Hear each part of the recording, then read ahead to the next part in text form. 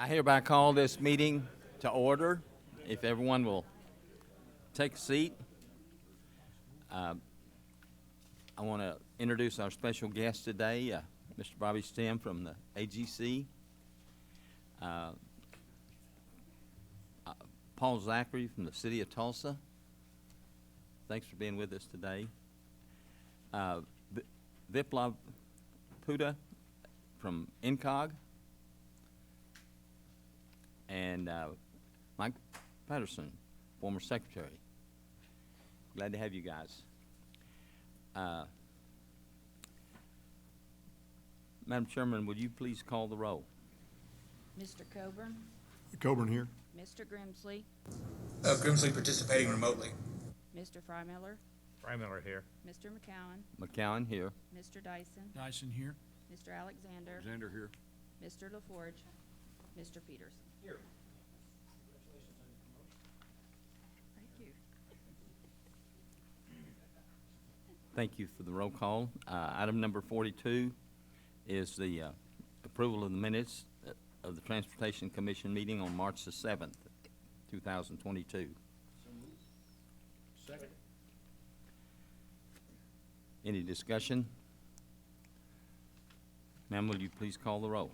Mr. Coburn, Coburn, yes. Mr. Grimsley, Grimsley, yes. Mr. Freimiller, Freimiller abstain. Mr. McCowan, Abstain. Mr. Dyson, Dyson, yes. Mr. Alexander, Alexander, yes. Mr. Peterson. Yes. Please call the roll. Oh, you just did call the roll. Announcement of the results passed by 1, 2, 3, 4, 5, 6 to 2. 6 votes approved. The consent docket items 43, 44, 45, and 46. These items were discussed earlier in the subcommittee meetings. If any commissioner would like to pull an item or discuss so at this time. Consent agenda, Coburn. Do I hear a Second. second? I would just like to say, if I can add, Mr. Chairman, thank you for adding the illustrated versions of the speed zone changes. I found it very difficult to understand the written parts, but I can understand the illustrated parts. So thank you, whoever got that going. Madam Secretary, please call the roll. Mr. Coburn, Coburn, yes. Mr. Grimsley, Grimsley, yes. Mr. Freimiller, Freimiller, yes. Mr. McCowan, McCowan, yes. Mr. Dyson, Dyson, yes. Mr. Alexander, Alexander, yes. Mr. Peterson. Yes. Passed by unanimous vote. Move to item number 47, the programming of the Federal Railroad Crossing Funds. Good morning, Mr. Chairman, Commissioners, Mr. Secretary. Item 47 are my engineering contracts. I have 12 parts this month, 3 statewide and 9 project-specific contracts. Part A is our statewide, all districts, on-demand pavement design. The department has selected 4 firms to provide this service. They are EST, Kleinfelder, MacArthur Associated Consultants, and Terracon Consultants. The aggregate not-to-exceed amount for these 4 contracts is $1 million. Part B is the statewide, all districts are on-demand state bridge rehabilitation contract. We have selected 8 firms to provide this service. They are CEC Corporation, Consor Engineers, CP&Y, Friesen Nichols, HNTB Corporation, Olson, Perkypile Engineering, and Tetra Tech. The aggregate not-to-exceed amount for these 8 contracts is $2 million. Part C is the statewide, all districts, site adaptation, engineering, and architectural services. The department has selected CEC Corporation to provide this service. Total not-to-exceed amount is $2 million. Part D is Wagner County and District 1. The department has selected Half Associates to prepare construction plans for State Highway 72. Total not-to-exceed amount is $569,395. Project is included in the 8-year construction work plan with a scheduled let date of 2027. Part E in Garvin County and District 3, department has selected Cowan Group Engineering to prepare construction plans for State Highway 19. Total not to exceed amount is $750,000. Projects are included in the 8-year construction work plan with a scheduled let date of 2025. Part F, Hughes County, District 3, Department has selected MKEC Engineering to prepare construction plans for State Highway 27. Total not to exceed amount is $750,000. Project is included in the 8-year construction work plan with a scheduled let date of 2024. Part G, Okfuskee County and District 3. Department has selected Half Associates to prepare construction plans for I-40. Total not to exceed amount is $666,390. Projects are included in the 8-year construction work plan with a let date of 2026. Part H in Caddo County in District 7. The department has selected H.W. Lochner to prepare construction plans for State Highway 58. Total not to exceed amount is $691,600. This project is in the 8-year construction work plan with a let date of 2025. Part I, also in Caddo County in District 7. The department has selected Meshach and Associates to prepare construction plans for this State Highway 58. Total not to exceed amount of $672,000.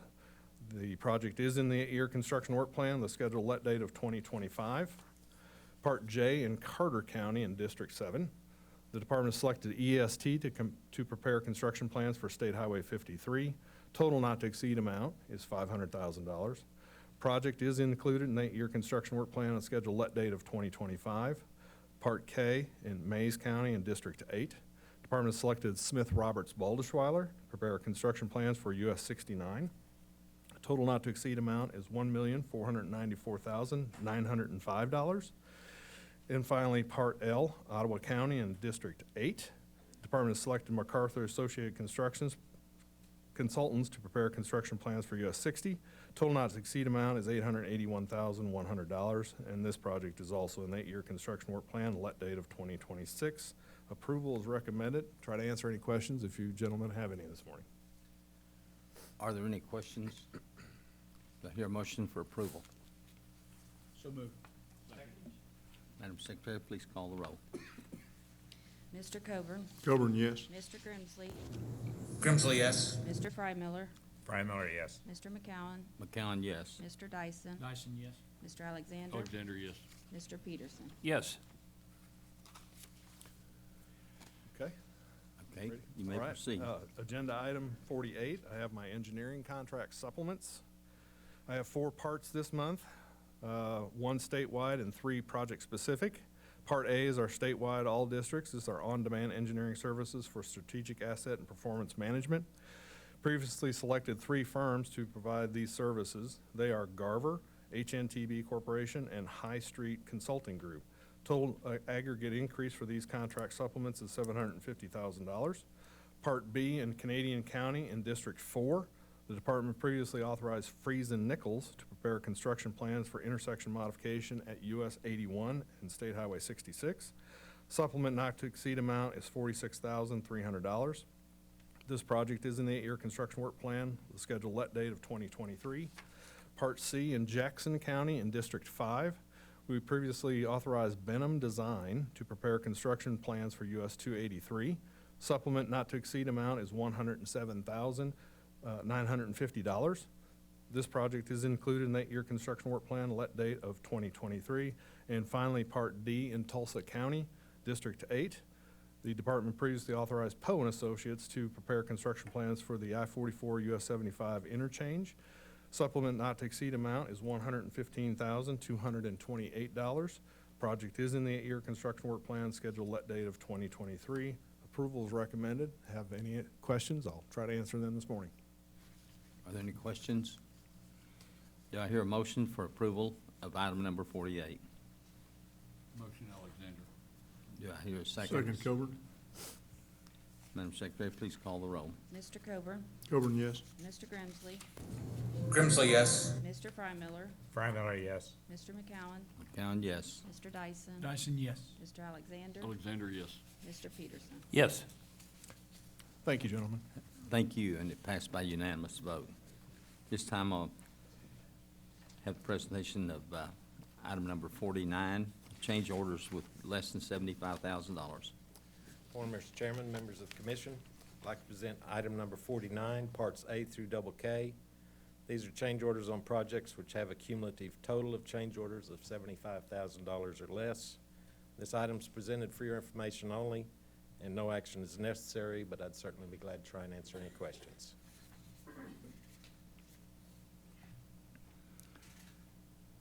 Any questions? If not, you present the item number 50. All right. Item Greater number than 50. 50, parts A through Y. These are change orders on projects which have a cumulative total of change orders greater than $75,000. Your approval is recommended, and I would be glad to answer any questions. Are there any questions on? Do I hear a motion for approval? Move for approval? Freimiller, second. Madam Secretary, please call the roll. Mr. Coburn, Coburn, yes. Mr. Grimsley, Grimsley, yes. Mr. Freimiller, Freimiller, yes. Mr. McCowen, McCown, yes. Mr. Dyson, Dyson, yes. Mr. Alexander, Alexander, yes. Mr. Peterson. Yes. Thank you very much.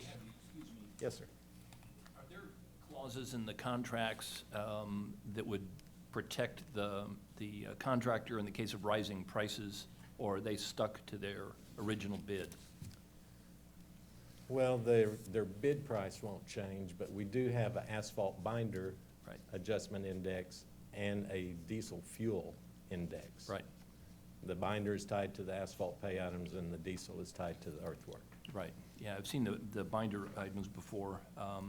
We're all seeing inflationary times right Right. now, and I didn't know, some of these projects that were bid a long time ago, I believe, and based on the cost they had at the time, so it's the contractor's absorbing whatever they can't get back in these two items. Correct. Okay, all right, thank you. You bet.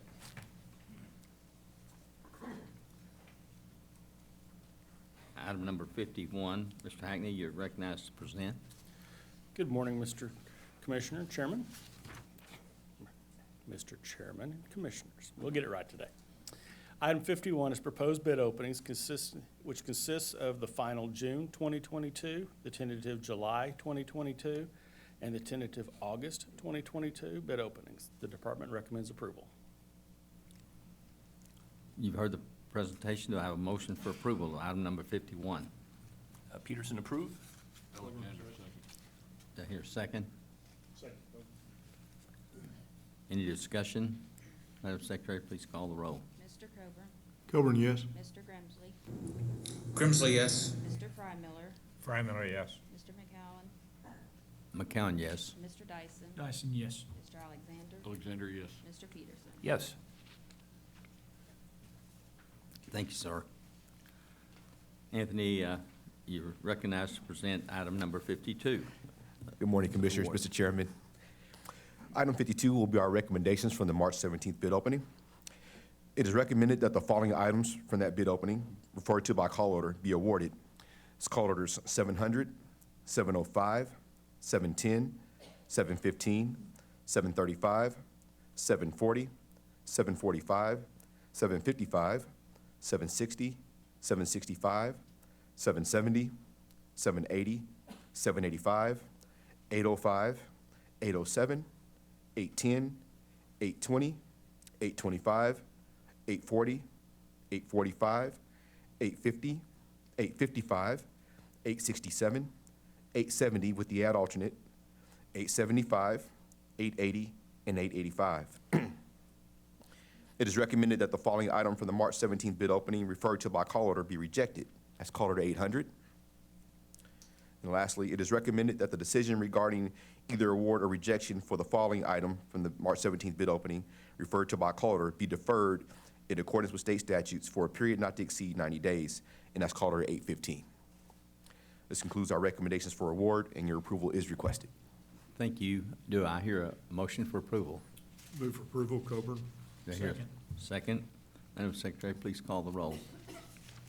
Mr. Coburn, Coburn, yes. Mr. Grimsley, Grimsley, yes. Mr. Freimiller, Freimiller, yes. Mr. McCowen, McCown, yes. Mr. Dyson, Dyson, yes. Mr. Alexander, Alexander, yes. Mr. Peterson. Yes. Thank you. Glad you got a W in there this time, too. Just for you. Item number 53 is the Director's Report by Secretary Gatz. Thank you, Mr. Chairman, Commissioners. This morning, we asked you to consider the award of some pretty significant projects. Every transportation project is significant, but of particular note, US 62 in Muskogee. That is a highway over and a bridge over the McClellan-Kerr Arkansas River navigation system. And that's a prime example of a handshake location where we have the waterway that's moving a lot of different types of freight and a highway connection. And this bridge is an investment in the future of the operation of the waterway and is an example of having a bridge there that's capable of supporting the future of barge traffic underneath and that has the right safety measures that are built into the engineering to make sure that we manage that barge traffic. You know, we've had things like the caissons and the pier protection to make sure that barges and barge traffic that's using the river is safe and going underneath the bridges. And again, this bridge has been specifically designed to accommodate that type of traffic. And that project there in Muskogee also speaks to resiliency. And if you'll remember, Highway 62 at this location in 2019 during the floods had to be closed because we had water over the roadway. And as we rebuild some of this infrastructure, we do everything that we can to try to make it sustainable for the future, even in some of the major weather events that we might experience. So again, appreciate your consideration of that this morning. Highway 259 in McCurtain County was another important project that we awarded. If you're not familiar and haven't been to the Hochatown area in McCurtain County, I would encourage you to take a trip down there, because not only is it a example of a growing tourism and recreation area in the state of Oklahoma, it's an example of traffic conditions that we don't often experience in a rural area like that. So this is the first step in a string of projects to try to improve conditions there between Broken Bow and the Hochatown area.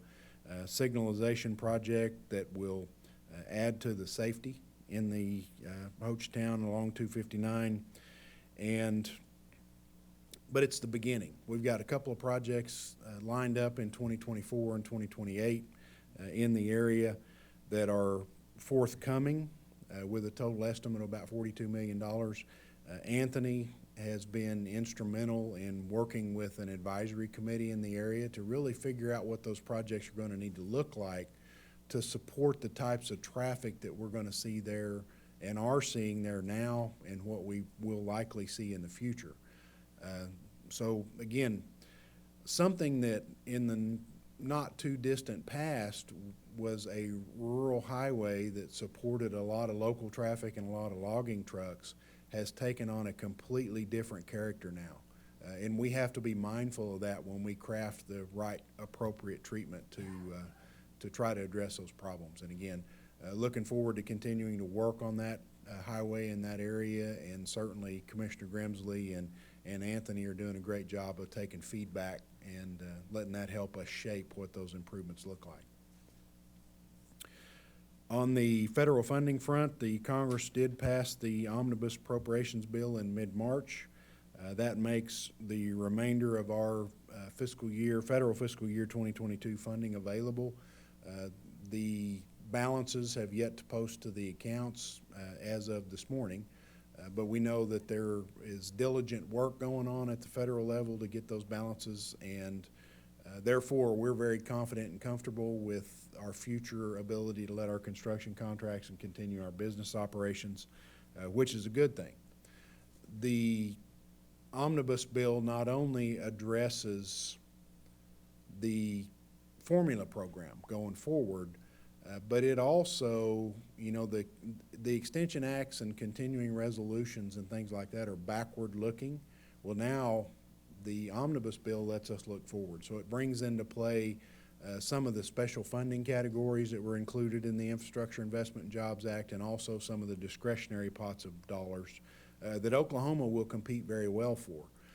Some examples of those would include grant opportunities like the mega project grants, the infra grants, and the rural surface transportation grants. And again, Oklahoma will certainly put our best foot forward and try to compete for some of those discretionary dollars and bring those back to help us invest in our infrastructure. The supplemental agreement that you considered and approved that had some demand services through the Strategic Assets and Performance Management Division, Those are instrumental in helping us be able to put together those grant projects. That consultant horsepower helps us put together good proposals. So again, that's a big factor in helping us put grants together. On the modernization front, we're continuing to make progress. Right now, we're in the process of developing what will be an interim organizational structure as we evolve more towards the future state organizational structure. This is kind of a step on the path, and it'll give us the opportunity to put a little focus on doing some near-term things. We think that support the entirety of the transportation cabinet and also position us to continue our journey towards that future state, which we've all recognized is going to be many years into the future before we get our arms completely around what we're going to look like. The modernization team has started some field district visits and are answering questions in the field and looking at some of the field operations. They've been in District 3 and District 4 and have some upcoming visits in April and May in District 2 and District 7 for sure. So they're looking forward to continuing to get out and visit with the folks in the field, and good things will come from those visits. April kicks off our national focus on work zone safety awareness. The department and Turnpike Authority are working with our partners on a multifaceted outreach campaign to remind drivers about the need for extra caution and complete attention in work zones. What drivers can expect across the state of Oklahoma is about 275 different work zones on highways and turnpikes through the spring and over the summer. And these are going to range from short-term maintenance operations to much longer-term major impact projects on some of the higher volume highways and interstates. In the past 5 years, 91 people, including one ODOT worker, were killed and 1,455 people were injured in more than 8,000 collisions in Oklahoma work zones. And again, a lot of those collisions are a result of inattention of traveling in excess of the black and white posted speed limits that are posted in those work zones. And, you know, again, we put those orange barrels up and those orange and black signs for a reason, because work zones are a very dangerous place and they require undivided attention from the folks that are traveling through those to keep our workers safe and, as evidenced by that last statement, to keep the traveling public safe, because we want to be as careful as we can in their interest also. Overall crashes and fatalities are up in Oklahoma and across the nation, which is a trend that we're very concerned about. We're going the wrong direction with accidents and fatalities. The data in Oklahoma shows that drivers and passengers are far more likely than workers in work zones to lose their lives in crashes. Our theme is safety. It's not just about you. We've got to continue to spread that message that any crash that results in a serious injury or fatality affects more than just the drivers. The choices you make behind the wheel can affect your family, friends, and community forever, and this includes something you've heard me talk about many times, a simple choice to wear a seatbelt and buckle up, which is a big part of our safety campaign. The governor was good enough to provide us with a proclamation for April, and that proclamation recognizes the significance of work zone safety. If I might, Mr. Chairman, I'd read that. Whereas the state of Oklahoma is dedicated to providing a strong transportation infrastructure system for travel and commerce on both the local and the national levels, and whereas the construction and maintenance of Oklahoma highways, interstates, and turnpikes must often be done while roads are still under traffic, where both motorists and highway workers must share the road, and whereas a work zone can be unexpected and temporary during emergency repairs, placing crews and responders in direct contact with traffic, and whereas in its history, 72 Oklahoma Department of Transportation and Oklahoma Turnpike Authority employees have been killed in the line of duty, more than any other state agency except the military, And whereas in 2021, 20 people were killed and 261 were injured in more than 1,500 collisions in Oklahoma work zones, and many of these fatalities and injuries were caused by inattentive driving, following too closely, and speeding in construction work zones. Whereas in the past 5 years, 91 people were killed and 1,455 people were injured in more than 8,000 collisions in highway and turnpike work zones. Whereas by state law, the fines for speeding in work zones are doubled and texting while driving is banned. Drivers are asked to remain vigilant behind the wheel and buckle up, as 50% of crashes potentially would have been less severe for drivers if they were wearing a seatbelt. And whereas ODOT and OTA are highlighting work zone awareness for 2 weeks among a year-round public safety initiative, safety, it's not just about you. Now therefore, I, Governor Kevin Stitt, do hereby proclaim April 4th through April 15th of 2022 as Work Zone Awareness Weeks in the state of Oklahoma. Mr. Chairman, at this point, I believe we've got a new public safety announcement that we'd like to debut for the commission. So if you'd bear with me for just a minute, can we cue up our PSA? Late again? Come on. What is that? Don't want to slip in that. You're careful in your workplace, now be careful in ours.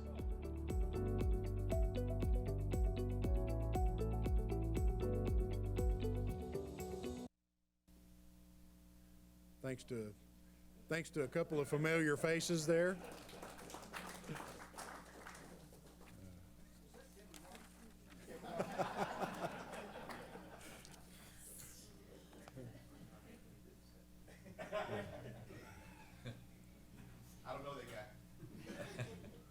It's always, with the increase and in Oklahoma, we do construction year-round.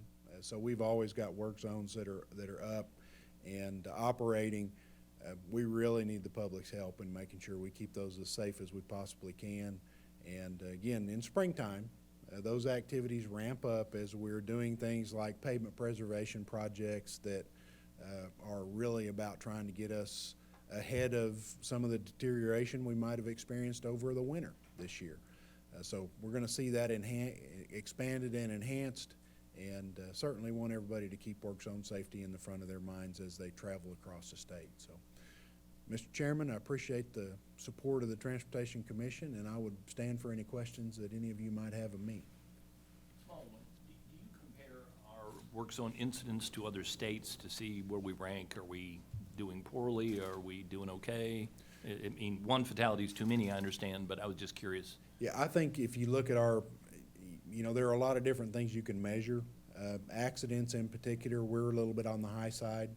Also, when you look at severe injuries and fatalities, we're going to be a little bit on the high side. And some of those statistics just track with our general accident histories across the state. Yes, seatbelt usage, et cetera. Thank you. The lack of seat belts in Oklahoma, though, raises the death numbers up, doesn't it? Absolutely does. And I think if you look at our seatbelt usage, and certainly you've heard me talk about this before, we're about 84% in seatbelt usage, and that's going to put us as a lower tier state. We're probably 43rd or maybe 45th in the country in seatbelt usage. By comparison, Texas is going to be about 94%, and that simple 10% gap is the difference between us being on the verge of being a top 10 state in seatbelt usage and where we're at now. And I can guarantee you, just like cable barrier and median barrier has shown results that we can point to because we've made a difference. Those are life-saving safety improvements. If we increase our seatbelt usage in the state of Oklahoma, we will see like results. Our fatality rates will go down, and that's something we really have to be diligent with and stay focused on. So, How did you think the other states have that much, a greater a greater percentage of seatbelt usage? Is it through citations or is it through, public, awareness over the media or Commissioner, I'd tell you it's a combination of things. Some of it's public awareness.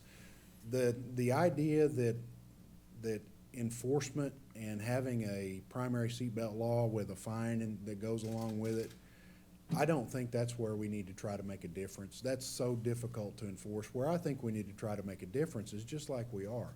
Make sure that the public is aware that if you don't have that seatbelt buckled, the law of inertia will catch up on you. Because if you're in an accident without that seatbelt on, bad things can happen to you as you move around the interior of a car, and sometimes maybe you're ejected.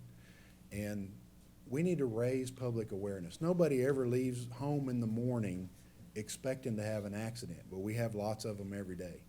And again, that simple act of buckling the seatbelt could prevent you from a severe injury, or worse, maybe keep you alive in the instance of an accident. So public awareness, really making sure that we talk about how seatbelt safety is important in your everyday travels. But again, I don't think we need to try to ramp up our enforcement efforts. It's just a matter of making sure everybody knows what a big deal it is to snap that seatbelt.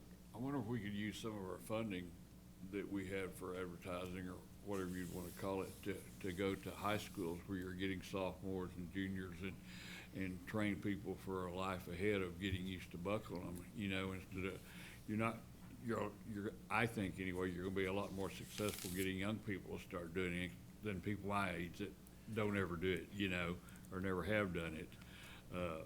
You know, go that route, I guess. Commissioner, I think that's exactly what we need to be doing, is carrying that into the driver safety programs. And we've got some great things happening right now with some of our partners. The AGC, Tom Robbins is working on a program called Work Zone Safe that is doing exactly that. It's a training program for our youngest drivers to really make sure that they understand the responsibility that comes with not only driving, but navigating a construction work zone. And ingrained into that messaging is the importance of wearing a seatbelt.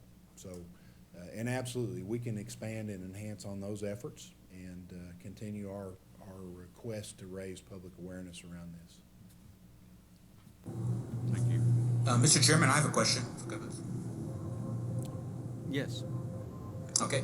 Yeah, thank you, Mr. Secretary. I want to say that I'm really encouraged by the conversations and the attention that we're putting on the rural roadways with the roadways with those shoulders. I actually found the statistic that I was talking about earlier. 19% of the U.S. population lives in a rural area, but 43% of the highway fatalities happen in rural areas. So you're much more likely to be involved in a fatality accident if you're in a rural area on a rural highway.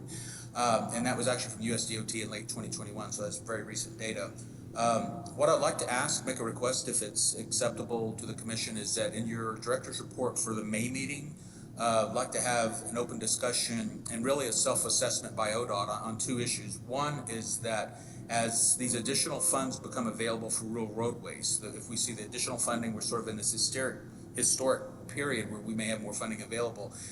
Does our allocation process, how we allocate funds between districts, how we prioritize projects, is there anything in our process now that we can see as an obstacle to helping us get there or preventing us from getting that done in terms of funding some of these rural projects? The second is really a follow-on to the discussion we had last month, and actually a follow-on a little bit to Commissioner Peterson's question earlier. Does ODOT feel that our acquisition and procurement practices now are accurate given where we're at with supply chain issues and sort of this new normal where we're at? Does ODOT feel that everything is still okay, or do we need to look at changing any of our practices so that we do achieve that balance between the public sector and our contractor partners who are very vital to all the things we need to do within Transportation Oklahoma? Do we still think that that's an accurate balance and a fair balance between the two? So that's just basically what I'd like to have is an open discussion, but sort of a self-assessment on both of those questions, if we could, in your director's report next month. Mr. Chairman. Commissioner, I'm certainly happy to include those as part of the conversation in the director's report. You know, something that I really have worked hard, and I think the department over time has worked hard on, is to make sure we do have a rural highway focus. And I think if you look at the way that we have rural two lanes and safety shoulders as a performance metric, that shows that focus. We are very well prepared to compete well for something like the Rural Transportation Project Program. And I think we have a good opportunity to receive some discretionary funding through that program. And most importantly, part of those discretionary programs is having projects in a state of readiness where we can put the dollars to work quickly. And that's something the state of Oklahoma has been very good at. Whether you're talking about our projects that we've got in the TIFIA through the Transportation Innovative Finance and Infrastructure Act, you know, we've used TIFIA as an opportunity to accelerate some projects and get those rural twos and those investments out onto the highways faster. Because we've got over 5,300 miles of those types of highways in the state of Oklahoma right now, and only about 1,100, less than 1,100 miles that are in the current 8-year construction work plan. We've got a lot of work left to do. The thing, Commissioner, I can assure you of is we are willing to explore whatever opportunities there are to bring as many dollars as we can back to the state to continue those investments. Because as you point out, that's where our highest severity rate and our highest fatality rates exist. So again, appreciate your insight, and we'll certainly have that on the director's report for you next commission meeting. Thank you. Thanks. Are there any other questions? That gets us to, do I hear a motion for adjournment? So moved. Second. Madam Secretary, please call the roll. Mr. Coburn, Coburn, yes. Mr. Grimsley, Grimsley, yes? Mr. Frymiller, Frymiller, yes. Mr. McCowen, McCown, yes. Mr. Dyson, Dyson, yes. Mr. Alexander, Alexander, yes. Mr. Peterson. Yes. We're adjourned. Thank you, everyone.